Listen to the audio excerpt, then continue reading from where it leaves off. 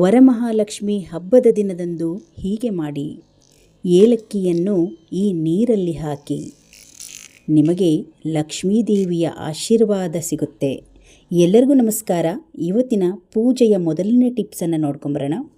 ಖಂಡಿತ ಈ ವಿಡಿಯೋವನ್ನು ಮಿಸ್ ಮಾಡಬೇಡಿ. ಬನ್ನಿ ಇವತ್ತಿನ ಮೊದಲನೇ ಟಿಪ್ಸನ್ನು ನೋಡ್ಕೊಂಬರೋಣ. ಹಬ್ಬಗಳು ಬಂತಂದರೆ ಬಾಗಿಲು ತೋರಣ ಕ್ಲೀನ್ ಮಾಡೋದಾಗಿರ್ಬೋದು, ಪೂಜೆಗೆ ಸಂಬಂಧಪಟ್ಟ ಎಲ್ಲ ವಸ್ತುಗಳನ್ನು ಕ್ಲೀನ್ ಮಾಡ್ಕೊಳ್ತಿರ್ತೀವಿ. ಹಾಗೆ ನಾನು ಬಾಗಿಲಿನ ತೋರಣಗಳನ್ನು ತೊಗೊಂಡಿದ್ದೀನಿ. ಈ ರೀತಿ ಡಿಸೈನ್ ಆಗಿರೋದು ಮತ್ತು ವೈಟ್ ಆಗಿರೋದು ಹಾಕಿರೋದ್ರಿಂದ ಹೊರಗಡೆಯಿಂದ ಧೂಳೆಲ್ಲ ಅಲ್ಲೇ ಇತ್ತು. ನೀಟಾಗಿ ಈ ರೀತಿ ಕೈಯಿಂದ ಮಾಡಿಕೊಂಡು ಧೂಳೆಲ್ಲ ಕಡಿಮೆ ಆದಮೇಲೆ ಇದನ್ನು ನೆನೆಸೋದು ಬೇಡ, ವಿಡಿಯೋ ನೋಡ್ತಾ ಹೋಗಿ. ಒಂದು ಬಕೆಟಲ್ಲಿ ನೀರು ತೊಗೊಂಡಿದ್ದೀನಿ. ಇದಕ್ಕೆ ಕುಕ್ಕಿಂಗ್ ಸೋಡಾ ಹಾಕಿಬಿಡಿ. 1 ಚಮಚದಷ್ಟು ಕುಕ್ಕಿಂಗ್ ಸೋಡಾವನ್ನು ಹಾಕಿ ನೀರನ್ನು ಚೆನ್ನಾಗಿ ಮಿಕ್ಸ್ ಮಾಡಿ. ನಂತರ ನಿಮ್ಮ ಹತ್ರ ಯಾವ ಡಿಶ್ ವಾಶ್ ಇದೆಯೋ, ನಾನು ವಿಮ್ ಲಿಕ್ವಿಡನ್ನು 1 ಚಮಚದಷ್ಟು ಹಾಕಿ ಚೆನ್ನಾಗಿ ಮಿಕ್ಸ್ ಮಾಡ್ಕೊಳ್ತಾ ಇದ್ದೀನಿ.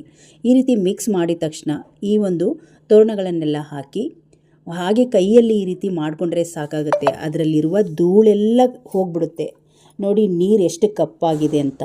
ಮತ್ತು ಸೋಪಿನ ಪುಡಿಗಳೆಲ್ಲ ಹಾಕಿ ನೆನೆಸೋ ಅವಶ್ಯಕತೆಯೇ ಬೇಡ. ಈ ಒಂದು ಕುಕ್ಕಿಂಗ್ ಸೋಡಾವನ್ನು ಹಾಕಿದ ತಕ್ಷಣವೇ ಹಾಗೆ ವಿಮ್ ಲಿಕ್ವಿಡ್ ಕೂಡ ಹಾಕಿರೋದ್ರಿಂದ ತುಂಬ ಚೆನ್ನಾಗಿ ಕ್ಲೀನ್ ಆಗುತ್ತೆ. ನೋಡಿ ಎಷ್ಟೇ ಧೂಳಿತ್ತು, ವೈಟ್ ಹೋಗಿ ಸ್ವಲ್ಪ ಕಲರ್ ಆಗಿಬಿಟ್ಟಿತ್ತು, ಅದೆಲ್ಲ ಕಡಿಮೆ ಆಯಿತು. ನೋಡಿ ಇವಾಗ ಧೂಳೆಲ್ಲ ಹೋಗಿದೆ. ಮತ್ತು ನಾವು ನೆನೆಸೋದ್ರಿಂದ ಅದರ ಕಲ್ಲರು ಬಿಟ್ಕೊಳ್ಳೋ ಚಾನ್ಸಸ್ ಇರುತ್ತೆ. ಹಾಗಾಗಿ ತೋರಣನೇ ಹಾಳಾಗ್ಬಿಡುತ್ತೆ. ನಾವು ನೆನೆಸೋದಕ್ಕಿಂತ ತಕ್ಷಣದಲ್ಲಿ ಈ ಐಡಿಯಾ ಮಾಡಿಕೊಂಡು ಇದನ್ನು ಕ್ಲೀನ್ ಮಾಡ್ಬೋದು. ನೋಡಿ ಇಲ್ಲಿ ನಾನು ಇದನ್ನು ನೆನೆಸೇ ಇಲ್ಲ. ತಕ್ಷಣದಲ್ಲಿ ಸ್ವಲ್ಪ ಹೊತ್ತು ನೀರಲ್ಲೆಲ್ಲ ಚೆನ್ನಾಗಿ ಜಾಲಿಸ್ಬಿಟ್ಟು ನಂತರ ಚೆನ್ನಾಗಿರುವ ನೀರಲ್ಲಿ ಹಾಕಿ ತೊಳಿತಾ ಇದ್ದೀನಿ. ಇವಾಗ ನೋಡಿ ಬಾಗಿಲ ತೋರಣ ಎಷ್ಟು ಕ್ಲೀನ್ ಆಗಿದೆ. ಹಬ್ಬಗಳಿಗೆ ಕ್ಲೀನ್ ಮಾಡ್ಕೊಳ್ಳೋದ್ರಾದರೆ ಈ ಒಂದು ಐಡಿಯಾ ಯೂಸ್ ಮಾಡಿದರೆ ಅದರಲ್ಲಿರುವ ಕಲರ್ ಕೂಡ ಬಿಟ್ಕೊಳ್ಳಲ್ಲ. ತುಂಬ ಚೆನ್ನಾಗಿರುತ್ತೆ, ಮೇಂಟೈನ್ ಮಾಡ್ಬೋದು ಮತ್ತು ದಿನಗಳ ಕಾಲ ಬಾಳಿಕೆ ಬರುತ್ತೆ. ಟ್ರೈ ಮಾಡಿ ನೋಡಿ. ಬನ್ನಿ ನೆಕ್ಸ್ಟ್ ಪೂಜೆಯ ವಿಡಿಯೋ ನೋಡ್ಕೊಂಬರೋಣ. ಇದು ಮಹಾಲಕ್ಷ್ಮಿಗೆ ಪ್ರಿಯವಾದ ಏಲಕ್ಕಿ ತೊಗೊಂಡಿದ್ದೀನಿ. ನೋಡಿ ನಾನು 21 ಏಲಕ್ಕಿ ತೊಗೊಂಡಿದ್ದೀನಿ. ಇದು ಒಂದು ಗಂಟೆಗಳ ಕಾಲ 1 ಚಿಟಿಕೆ ಅರಿಶಿಣವನ್ನು ಹಾಕಿ 21 ಏಲಕ್ಕಿನ ನೆನೆಸ್ಕೊಂಡ್ಬಿಡೋಣ. ಯಾಕಂದರೆ ಏಲಕ್ಕಿ ಅಂದರೆ ಮಹಾಲಕ್ಷ್ಮಿಗೆ ಪ್ರಿಯ ಅಂತಲೇ ಹೇಳ್ಬೋದು. ಈ ಏಲಕ್ಕಿಯನ್ನು 1 ಗಂಟೆಗಳ ಕಾಲ ಅರಿಶಿಣದ ನೀರಲ್ಲಿ ನೆನೆಸಿ ಈಗ ನೋಡಿ ತೆಗಿತಾ ಇದ್ದೀನಿ. ನಾವಿಲ್ಲಿ ಮಹಾಲಕ್ಷ್ಮಿಯ ಹಬ್ಬದ ದಿವಸ ಈ ಹಾರವನ್ನು ರೆಡಿ ಮಾಡ್ಕೊಳ್ಳೋಣ. ಎಲ್ಲರಿಗೂ ಆಶ್ಚರ್ಯವಾಗ್ಬೋದು, ಕೆಲವರಿಗೆ ಈ ವಿಡಿಯೋದ ಬಗ್ಗೆ ಗೊತ್ತಿರ್ಬೋದು. ಆದರೆ ಈ ಏಲಕ್ಕಿ ಹಾರವನ್ನು ನಾವು ಮಹಾಲಕ್ಷ್ಮಿಗೆ ಹಾಕೋದ್ರಿಂದ ಮಹಾಲಕ್ಷ್ಮಿಯ ಆಶೀರ್ವಾದ ನಿಮ್ಮ ಮೇಲಿರುತ್ತೆ. ಸೂಜಿ ದಾರವನ್ನು ತಗೊಂಡು ಅರಿಶಿಣದಿಂದ ಈ ದಾರಕ್ಕೆ ಹಚ್ಕೊಂಡ್ಬಿಡೋಣ.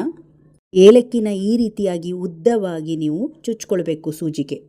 ಸಾಲಗಳನ್ನು ಮಾಡಿಕೊಂಡಿದ್ರೆ ಅಥವಾ ದುಡ್ಡಿನ ಸಮಸ್ಯೆ ತುಂಬ ಇತ್ತು ಅಂದ್ಕೊಳ್ಳಿ, ನಾವು ಮಹಾಲಕ್ಷ್ಮಿ ಪೂಜೆ ದಿವಸ ಅಂದರೆ ವರಮಹಾಲಕ್ಷ್ಮಿ ಪೂಜೆಯ ದಿವಸ ಒಂದು ಒಳ್ಳೆಯ ದಿನ ಅಂತಲೇ ಹೇಳ್ಬೋದು. ಈ ಹಾರವನ್ನು ಮಹಾಲಕ್ಷ್ಮಿಗೆ ಅರ್ಪಣೆ ಮಾಡೋದ್ರಿಂದ ಒಂದು ಒಳ್ಳೆಯ ರಿಸಲ್ಟ್ ನೀವು ಪಡ್ಕೊಳ್ಬೋದು. ಇಲ್ಲಿ ನೋಡಿ ನಾನು 21 ಏಲಕ್ಕಿಯನ್ನು ಈ ರೀತಿ ಉದ್ದವಾಗಿ ಪೋಣಿಸ್ಕೊಳ್ತಾ ಇದ್ದೀನಿ. ಏಲಕ್ಕಿನ 1 ಗಂಟೆಗಳ ಕಾಲ ಚೆನ್ನಾಗಿ ನೆನೆಸ್ಕೊಂಡ್ರೆ ಏಲಕ್ಕಿ ನಾವು ಸೂಜಿಗೆ ಚುಚ್ಚುವಾಗ ಒಡೆದೋಗಲ್ಲ. ಹಾಗಾಗಿ ನೆನೆಸ್ಬಿಟ್ಟು ನಾವು ಈ ಹಾರವನ್ನು ತಯಾರು ಮಾಡಬೇಕು. ನೋಡಿ ಇವಾಗ ನಮ್ಮ ಮಹಾಲಕ್ಷ್ಮಿಗೆ ಇಷ್ಟವಾದ ಹಾರ ರೆಡಿ ಆಯಿತು. ಇದಕ್ಕೀಗ ಈ ರೀತಿ ಅರಿಶಿನ ಹಚ್ಕೊಂಡ್ಬಿಡೋಣ. ಇದನ್ನು ನೀವು ಈ ಹಬ್ಬದಷ್ಟೇ ಅಲ್ಲ, ಮಂಗಳವಾರ ಶುಕ್ರವಾರ ಮಹಾಲಕ್ಷ್ಮಿ ವಾರದ ದಿವಸನೂ ಕೂಡ ನೀವು ಈ ಹಾರವನ್ನು ಹಾಕಿ ಮತ್ತೆ ನೆಕ್ಸ್ಟ್ ವಾರ ತೆಗೆದು ಗಿಡಕ್ಕೆ ಹಾಕಿಬಿಡಬೇಕು. ನಂತರ ನೆಕ್ಸ್ಟ್ ವಾರದಲ್ಲಿ ರೆಡಿ ಮಾಡ್ಕೊಳ್ಳೋದಾದರೆ ಮತ್ತೆ ಏಲಕ್ಕಿ ಹಾರವನ್ನು ರೆಡಿ ಮಾಡ್ಕೊಳ್ಬೇಕು. ನೀವೇನಾದರೂ ದೇವಸ್ಥಾನದಲ್ಲಿ ಅಮ್ಮನವರ ದೇವಸ್ಥಾನದಲ್ಲಿ ಏಲಕ್ಕಿ ಹಾರವನ್ನು ಕೊಡ್ತೀವಿ ಅಂತ ಹರಕೆಯನ್ನು ಕೂಡ ಹೊತ್ಕೊಳ್ಬೋದು. ನೋಡಿ ಹಾರ ರೆಡಿ ಆಯಿತು.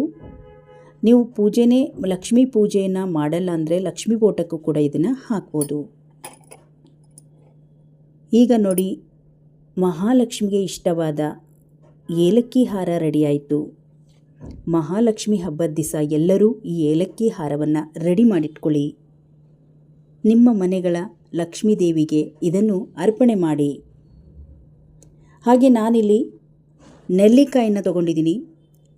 ವರಮಹಾಲಕ್ಷ್ಮಿ ಹಬ್ಬದ ದಿನ ಏಲಕ್ಕಿ ಹಾರದ ಜೊತೆಗೆ 2 ನೆಲ್ಲಿಕಾಯನ್ನು ತಗೊಂಡು ನೆಲ್ಲಿಕಾಯಿ ದೀಪನ ಕೂಡ ಲಕ್ಷ್ಮೀದೇವಿಗೆ ನೀವು ಬೆಳೆಸ್ಕೊಳ್ಳಿ. ಆರತಿ ಮಾಡುವಾಗ 2 ನೆಲ್ಲಿಕಾಯಿಗೆ ತುಪ್ಪದ ಬತ್ತಿಯಲ್ಲಿ ದೀಪವನ್ನು ಹಚ್ಚಿ ಬೆಳಗಿಸಿ. ನೋಡಿ, ಈಗ ಈ ರೀತಿಯಾಗಿ ನೆಲ್ಲಿಕಾಯಿಯನ್ನು ನಾನು ಬುಡದಲ್ಲಿ ದೀಪ ರೀತಿಯಾಗಿ ಸೇಫಾಗಿ ಕಟ್ ಮಾಡ್ಕೊಂಡಿದ್ದೀನಿ. ಈಗ ಅರಿಶಿನ ಕುಂಕುಮದಿಂದ ಇದನ್ನು ಪೂಜೆ ಮಾಡಿಕೊಂಡು ತುಪ್ಪದ ಬತ್ತಿ ಅಥವಾ ಎಣ್ಣೆಯ ಬತ್ತಿ ರೆಡಿ ಮಾಡಿಟ್ಕೊಂಡ್ರೆ ತಕ್ಷಣದಲ್ಲಿ ನಾವು ನೆಲ್ಲಿಕಾಯಿ ಆರತಿಯನ್ನು ಅಮ್ಮನವರಿಗೆ ಮಾಡ್ಬೋದು. 2 ಬತ್ತಿಯನ್ನು ಹಾಕಬೇಕು. ಯಾವತ್ತೂ ದೀಪಗಳಿಗೆ ಒಂದೊಂದು ಬತ್ತಿಗಿಂತ 2 ಬತ್ತಿಗಳನ್ನು ಹಾಕಬೇಕು. ನೋಡಿ, ಇವಾಗ ನೆಲ್ಲಿಕಾಯಿ ದೀಪ ರೆಡಿ ಆಯಿತು. ಈಗ ಇದಕ್ಕೆ ಪೂಜೆಯನ್ನು ಮಾಡಿಕೊಂಡು ಹೂವುಗಳಿತ್ತು ಅಂದರೆ ಹೂವನ್ನು ಮುಡಿಸಿ, ನಂತರ ಏಲಕ್ಕಿ ಹಾರವನ್ನು ಈ ರೀತಿ ಇಟ್ಟು, ನೀವು ಫೋಟೋಕ್ಕೆ ಮುಡಿಸಿಲ್ಲ ಅಂದ್ರೂ ಈ ವಿಧಾನದಲ್ಲಿ ಕೂಡ ಪೂಜೆಯನ್ನು ಮಾಡ್ಬೋದು. ಏಲಕ್ಕಿ ಹಾರವನ್ನು ಇಟ್ಟು ನೀವು ಪೂಜೆಯನ್ನು ಮಾಡ್ಬೋದು, ಅಮ್ಮನವರಿಗೆ ಆರತಿಯನ್ನು ಮಾಡ್ಬೋದು. ಇವತ್ತಿನ ತುಂಬ ಯೂಸ್ಫುಲ್ ವಿಡಿಯೋ ನಮ್ಮ ವರಮಹಾಲಕ್ಷ್ಮಿ ಪೂಜೆಯ ಬಗ್ಗೆ ಆಗಿರುತ್ತೆ. ಇವತ್ತಿನ ವಿಡಿಯೋ ನಿಮಗೆ ಇಷ್ಟ ಆಯಿತು ಅಂದ್ಕೊಂಡಿದ್ದೀನಿ. ಈ ವಿಡಿಯೋ ನಿಮಗೆ ಇಷ್ಟ ಆದರೆ ಒಂದು ಲೈಕ್ ಮಾಡಿ, ಈ ವಿಡಿಯೋವನ್ನು ಶೇರ್ ಮಾಡಿ. ಇನ್ನಷ್ಟು ವಿಡಿಯೋಗಳಿಗಾಗಿ ನಮ್ಮ ಚಾನಲನ್ನು ಸಬ್ಸ್ಕ್ರೈಬ್ ಮಾಡ್ಕೊಳ್ಳಿ. ಮತ್ತೆ ಮುಂದಿನ ಹೊಸ ವಿಡಿಯೋಗಳೊಂದಿಗೆ ಸಿಗೋಣ. ಅಲ್ಲಿಯವರೆಗೂ ಧನ್ಯವಾದಗಳು.